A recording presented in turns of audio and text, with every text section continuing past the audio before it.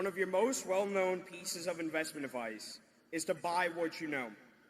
Additionally, you said earlier, one of the main criteria for buying is if you could ever understand the business.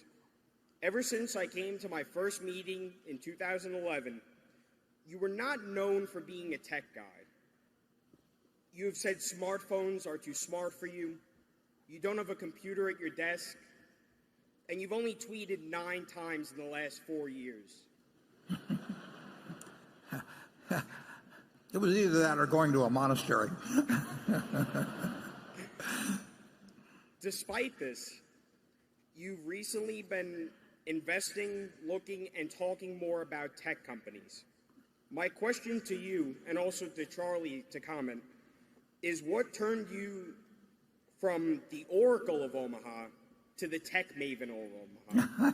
Well, I don't think I would. I don't think I've talked that much about tech companies, but the truth is we made a large investment in IBM. I made a large investment in IBM, which has not turned out that well.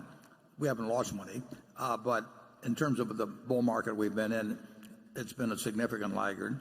And then fairly recently, we took a large position in Apple, which I do regard as more of a consumer goods company in terms of certain economic characteristics, although that it has a huge tech component in terms of what that product can do or what other people might come along to do to leapfrog it in some way.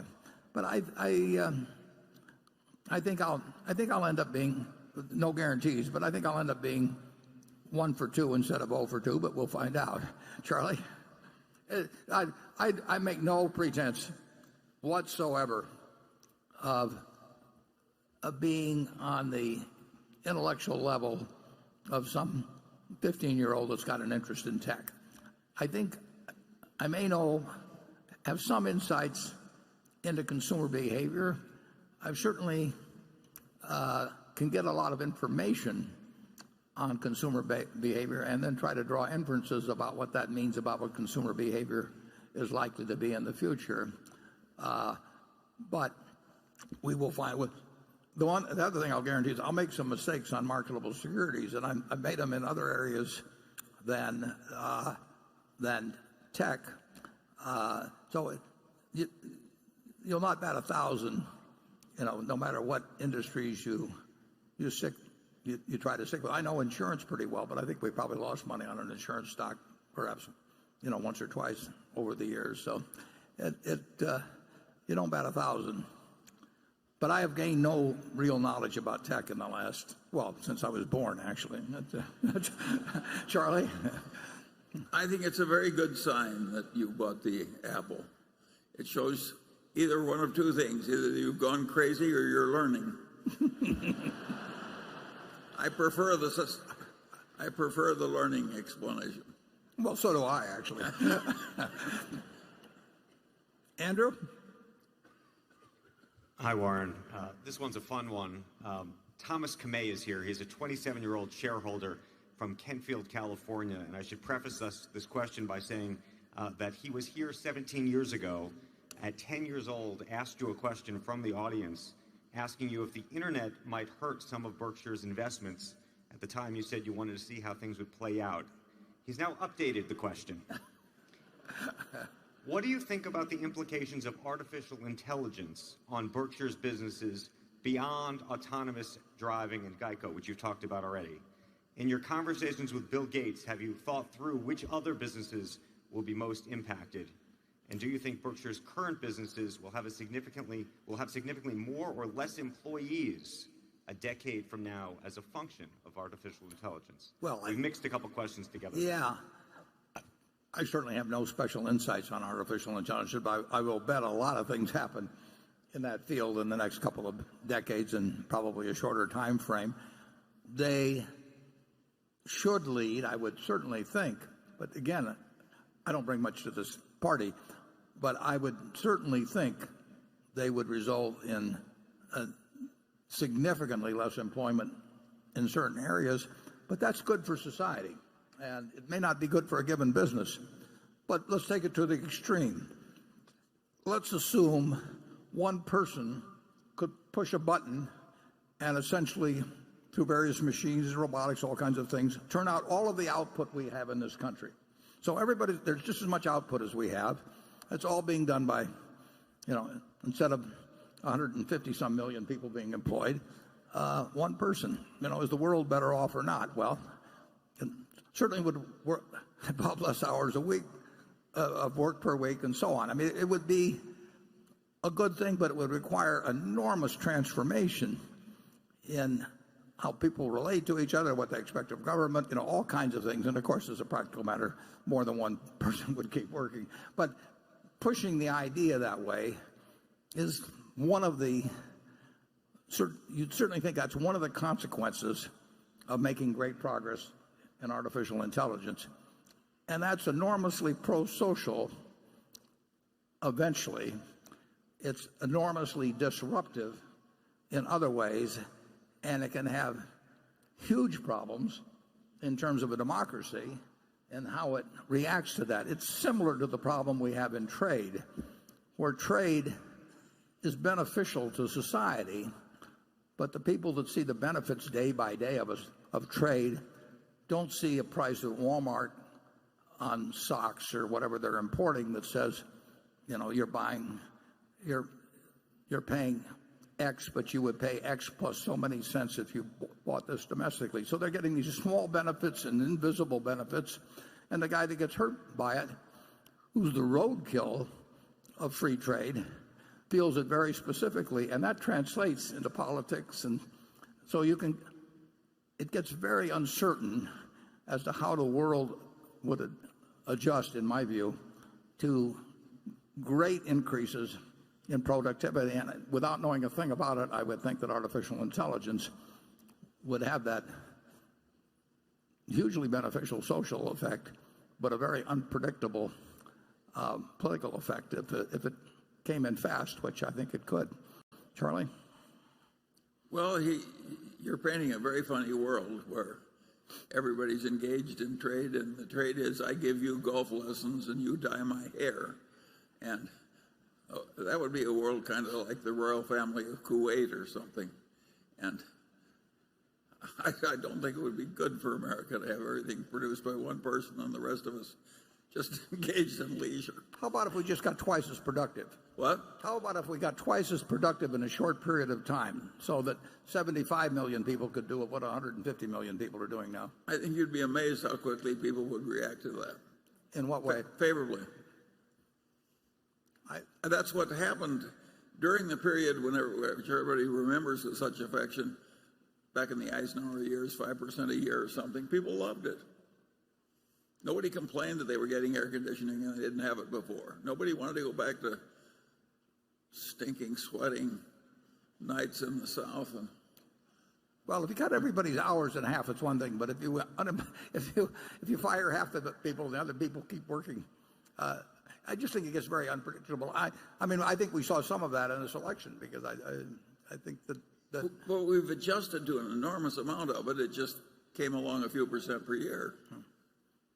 Well, and the question then is, I don't think you have to worry about it coming out of 25% a year. I think you have to worry about it. You're going to get less than 2% a year. That's what's worrisome. Okay, we'll move on.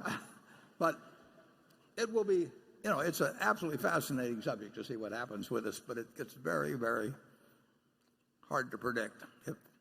If in some way, we've got 36,000 people, say, employed at GEICO, and if you could do the same, perform all the same functions, or virtually all the same functions even, and do it with 5,000 or 10,000 people, and it came on quickly, and the same thing was happening in a great many other areas. I don't think we've ever experienced anything quite like that, and maybe we won't experience anything like it in the future. I don't know that much about AI, but I don't think you have to worry about that. Well, that's because I'm 86. It's not going to come that quickly. Okay, Greg. He says, in life, business, and investing, strategies often work until they don't work. Other than a massive insurance loss, any thoughts on what could cause the Berkshire enterprise to not work? I think the only... Good question. Yeah. Well, if there were some change, if we got some infection, outside agent of some sort to change the culture in some major way, an invasion of different thought. But as a practical matter, I don't think anything, and it's the things you can't think of, but I can't think of anything that can harm Berkshire in a material, permanent way, except weapons of mass destruction, but I don't regard that as a low probability. It would take a recession, a depression, a panic, hurricanes, earthquakes. They all would have some effect, and in some cases it might even be that we would do better because of them. But if there were a successful, as measured by the aggressor, nuclear, chemical, biological, or cyber attack on the United States, and there are plenty of people that would like to pull that off, or organizations and maybe even a few countries, it could disrupt society to such an extent that it would harm us. But I think with the variety of earning streams, with the asset positions, with the general philosophy of the place, the culture, I think that we would be very close to the last one affected. But if somebody figures out how to kill millions of Americans and totally disrupt society, then all bets are off. Charlie? Well, I agree. It would take something really extreme. Yeah. And just take the question like British Petroleum took a huge loss with one oil well blowing. And Berkshire has all these independent subsidiaries, and they really are independent. And the parent company is not on it. If there's one horrible accident somewhere, we would tend to pay, of course, maybe more than our legal liability. But we are not one accident in one subsidiary that caused a big lot of damage. We're better protected than most companies. Yeah. In every way, Berkshire is structured to handle stresses. It's the kind of thing we think about all the time, and we've thought about it ever since we started. But I really don't know any company that could take more general adversity or even some specific adversities. But if you get into what could happen with weapons of mass destruction, that is something we can't protect about. But if that ever happens, there'll be more to worry about than the price of Berkshire. Everyone has personal dreams, and at different ages, maybe dreams will come differently. And what's your dream now? Charlie, we'll let you go. I didn't quite hear that. Well, what's your dream now? She says, my dream. Well, let's skip the first one.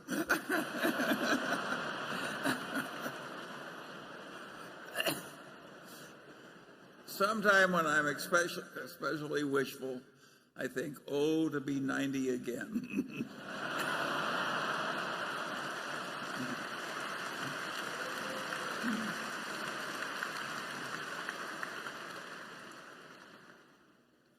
And I got some advice for the young. If you've got anything you really want to do, don't wait till you're 93. No, do it. No, that's the same thing I would tell students, is that you can't always find it the first time or the second time, but when you go out in the world, look for the job that you would take if you didn't need a job. I mean, don't postpone that sort of thing.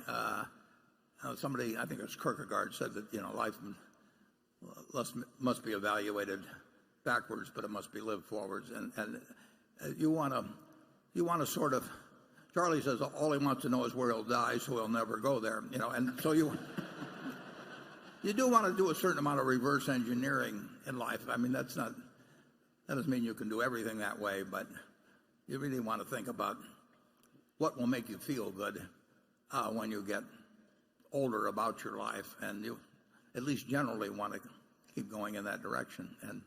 And you need some luck in life, and you got to accept some bad things that are going to happen as you go along. But life has been awfully good to me and Charlie, so we have no complaints.